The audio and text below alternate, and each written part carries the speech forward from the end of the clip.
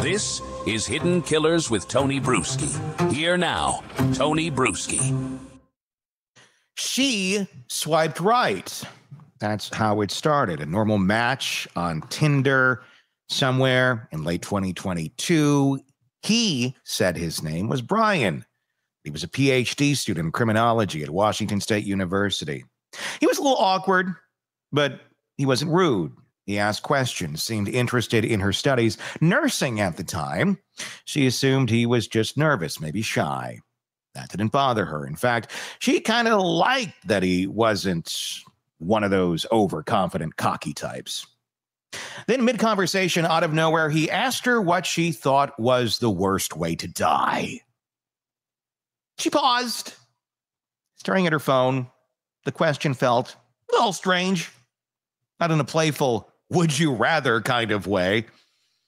It was clinical, dry, like it wasn't meant to spark flirtation, but to gather data. Still, she answered. She said probably stabbing, a knife, it'd be painful, prolonged, personal. He allegedly responded with, like a K-bar? She had to Google it. K-bar, a fixed-blade combat knife used by the military. Thick, heavy, designed for close combat. The kind of knife you don't carry around unless you have a reason. She replied with a nervous laugh, allegedly, suggesting something like, I guess so, and changed the subject. He didn't. She unmatched him within the hour. When Bryan Kohberger's face appeared on every screen in America, charged with murdering 4 college students in Moscow, Idaho, she didn't need to double-check.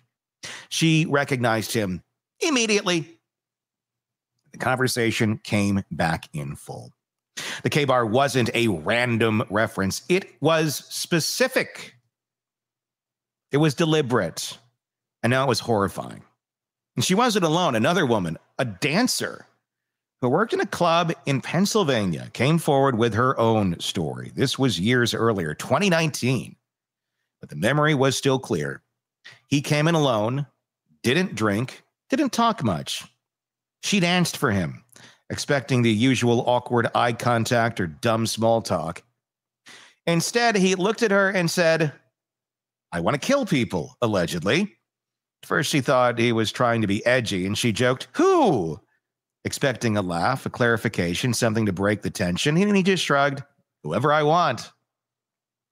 Wasn't a punchline. It was flat, measured. She said he asked her strange questions during the set. Where did she live? What kind of car did she drive? You know, the type of things you ask a stripper to make the moment less uncomfortable. Where do you live? What's your real name? Are they real? He told her to look him in the eyes, allegedly, like it was a test. She left the stage unsettled, not afraid exactly. There's creepy people coming in and out of those places all day long, but creeped out enough to avoid him if he ever came in again. He didn't, and she forgot about him for years until that mugshot resurfaced.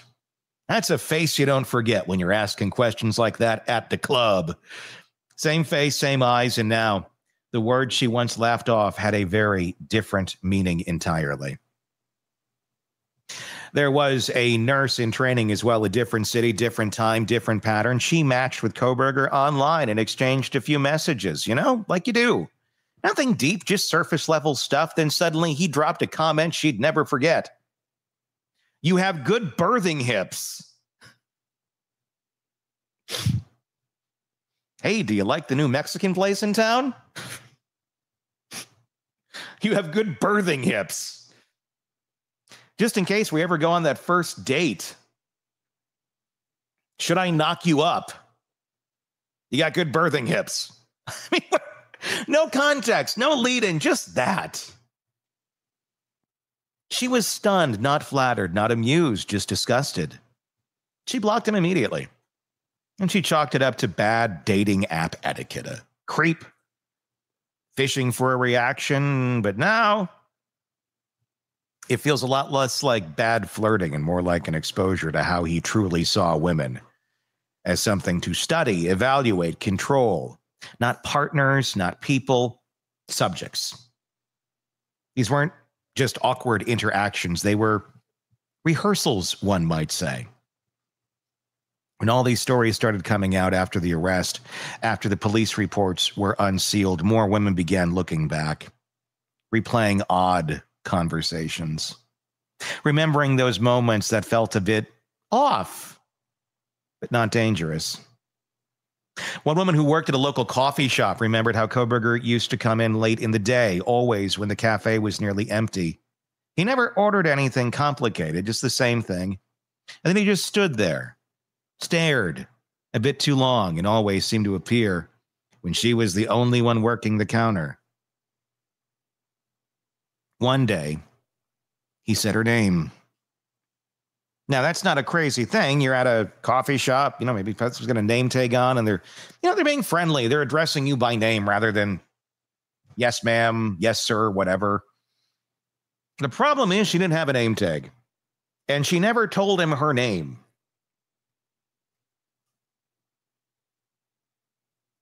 He never introduced himself either.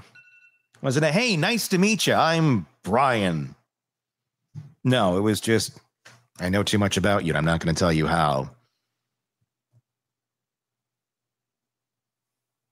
But he said her name like he'd always known it. She asked her coworkers to alert her whenever he came in after that, so she wouldn't have to go out to the counter and make him his chai latte or whatever he was ordering. That's not in the story. That's a question I do have, though. What did Kohberger order?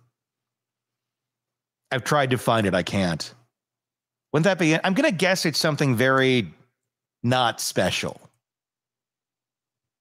I'm going to guess it's like black coffee or something. Just nothing to it. Or black coffee with like a very specific odd ingredient, like with a teaspoon of salt or something weird. He seems like the teaspoon of salt in a cup of coffee type of guy. She switched shifts, and she stopped walking to her car alone. Later, police would discover that Kohberger had a habit of showing up where he wasn't expected, a pattern, not just stalking victims, but surveilling people. Or as he called it, flirting. Or stargazing. He timed his entries, studied how people reacted to him. I mean, it's easy to dismiss these things in the moment. No laws were broken, no threats were made, just weird comments, creepy vibes, conversations that made the air in the room feel heavier. But looking back, these women all share the same realization. It wasn't just off-putting, it was intentional. He didn't want to flirt. He wanted to study, to prod, to find the edge of what someone would tolerate. One of the most disturbing revelations came from a student who sat near him in class. During a study group, he asked what they thought a killer felt while stabbing someone. The room went quiet. No one answered. He didn't laugh. He didn't explain himself, just sat there waiting, as if he expected someone to entertain the question. That moment stuck with her, not because of what he said, but because no one else said anything. They all just moved on. And that's how these moments stack up, quietly, separately, somewhat forgettably. Until one day they don't. Until someone says, I want to kill people. To a stripper. And later does. Until someone references a K-bar knife. And then one is found at a crime scene where the sheath is. Until someone compliments your birthing hips like your livestock and then vanishes from your inbox without a trace. Until a man who couldn't handle rejection becomes the suspect in a quadruple homicide.